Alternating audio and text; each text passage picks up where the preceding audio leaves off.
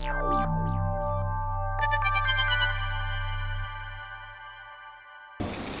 one day we were in the studio making an advert for the series that Virgin put out called the Frontline series.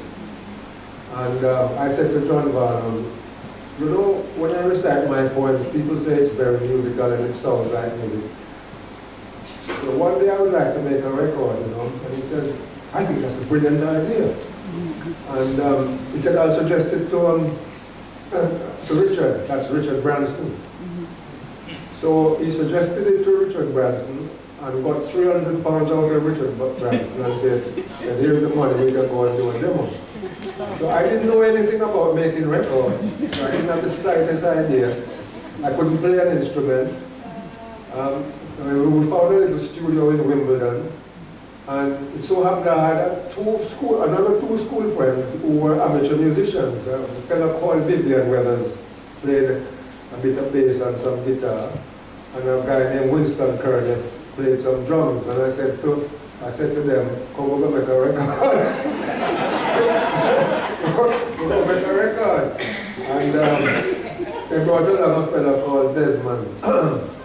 Played a bit of a keyboard. So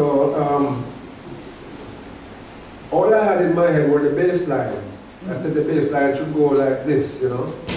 And Winston, the drummer, would say, what kind of beat you want? You want a one drop or you want a two? I didn't know what he was talking about, but I worked it out, what I wanted. And we made this demo of 5 Nights of Bleeding, Dread Beat and Blood and All Doing Independent. And then John Varnum arranged a meeting between myself and Richard Branson. And we met in some restaurant on High Street, Kensington, some Thai restaurant. I remember it was a basement place. In them times, in those days, Richard Branson was just a little hippie guy putting out records. He wasn't this big, super rich person running airlines and all this kind of thing. And he made his money out of a record by a group, Tabula Bells. Made a lot of money for it in the same way that My Boy Lollipop gave Chris Blackwell a good start on Island Record. So he said, yes, sir, I like that, what you did there, and we can offer you $2,000 to go and do an album. I mean, $2,000 was just peanuts, but to me it was a whole heap of money. And he offered me a 6-album deal. But I settled that, I said, no, I'm just going to do the one record and see how it goes. And lo and behold, after we made the record, well, after the demo, I went to a proper recording studio. It was an 8-track studio in Germany Street in the West End. And I teamed up with Dennis Bovell. Now, Dennis Bovell is a guy I knew when I used to do my journalism. I used to go and interview people and try and get a little hustling on BBC, Caribbean magazine, BBC World Service, and I'm going, any reggae artist coming into London. I was a student and I had a family to feed, so I was hustling money. Anybody came, I went up to their hotel and got all of them and interviewed them and so on. So Dennis Bobel came from Battersea, I was from Brixton, you know. Sometimes we crossed the border, and he used to play a sound system called Sufferer's Hi-Fi. But I knew of Dennis Bovell through Vivian Weathers, because Vivian knew the music scene better than I did. And he said Dennis Bovell is the only man in England who could record reggae music properly. Because the English sound engineers recorded reggae music like they were recording rock music, and the bass never sounded good. So anyway, I knew Dennis because I went to interview him when his band, he was also a musician, played in a band called Matumbi. And they were like the premier British reggae band in England at the time. And I went to interview him for this BBC magazine program. I don't think we ever used the interview because they never really answered the questions properly. It was through I'm on this and I'm on that. we never got to use that interview. We worked at the BBC. So I said to him then, I said, one of these days I'm going to make a record. And I hear that you're the man to come to. He said, yes man, anytime you're ready. I knew he was working at the studio in German Street, Gooseberry Studio. So I went and checked him out and we booked the session. And over 2 days we recorded the album.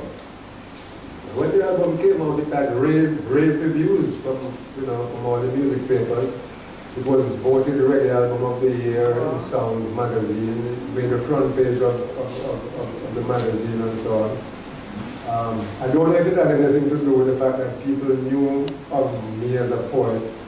And I used to write a bit for some of the music papers as well. Anyway, it so happens, this is why we call this thing reggae, by accident. It so happens that because I've been developing this reputation as a black poet in England, a filmmaker named Italian-born filmmaker named Franco Rosso, decided he wanted to do a documentary about me, also called Reggae and Blood. I was involved in the Race Today Collective and the Black Parents Movement, and we were involved in a campaign at the time to free a guy named George Lindo, a Jamaican worker who had been framed for robbery by some police up in Leeds. So all of this, it so happened that when this film was being made, I was making the record, so it filmed, there was footage of me in the studio making the record. There was footage of me on this demonstration up in Bradford and all of that. And when the record came out, it was like we had a ready-made video to promote the record. It was shown on the BBC eventually. I say eventually because when it was supposed to have been broadcast, the controller of the BBC said it couldn't go out because there was some derogatory reference to Margaret Thatcher. And it was election time in England. And there was an election campaign going on. Anyway, it was eventually shown. Well, at the time when I was making that record, I was working as a librarian and an educational resource officer at the Keskedy Centre, this multi-dimensional cultural centre in North London. And that was the first time I think. I remember it's the first or second. I think it's the first time I met Bob Marley. Bob Marley came to the centre to shoot a video. I think it's called, the song was called Is This Love? Mm-hmm. You know that video where he has he's like a Pied Piper, and he has all these children behind him. He came there to record. One Love. I can't remember what tune it was anyway, but he was, Is This Love? And at the time, some bad man from Jamaica come to meet him, Claude Massop and Bucky Marshall and Tony Welsh, and the man they come to meet him at the Keskedy to bring him back to Jamaica to do some concert, the peace concert. And so I met Bob Marley and I gave him a copy of my book, Reggae and